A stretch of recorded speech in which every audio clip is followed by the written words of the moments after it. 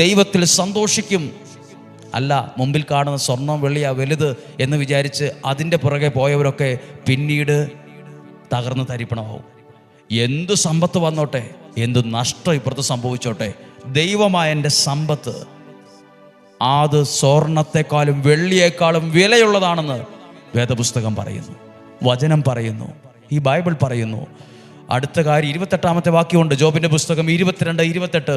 നീ തീരുമാനിക്കുന്ന കാര്യം നിനക്ക് സാധിച്ചു കിട്ടും. നീ എന്ത് തീരുമാനിച്ചോ, ദൈവമാണ് നിന്റെ സമ്പത്തെങ്കിൽ നീ തീരുമാനിച്ചത്, നീ ആഗ്രഹിച്ചത് നിനക്ക് സാധിച്ചു കിട്ടും. എഴുതിയിട്ടുണ്ട് 22:28. നീ തീരുമാനിക്കുന്ന കാര്യം നിനക്ക് സാധിച്ചു കിട്ടും. എന്താ തീരുമാനിച്ചത്? പഠിച്ചു ജയിക്കണം, എനിക്കൊരു ജോലിയാകണം, എനിക്ക് ആ ഒരു നിലയിലെത്തണം, എനിക്ക് അങ്ങനെ ഒരു കാര്യത്തിലെത്തണം. ദൈവത്തെ സമ്പത്തായി മുറുകെ പിടിച്ചോണ്ടാണോ ഇങ്ങനെ തീരുമാനിച്ചേ? അവിടെ എത്തിയിരിക്കും, ആ കസേര ഇരുന്നിരിക്കും.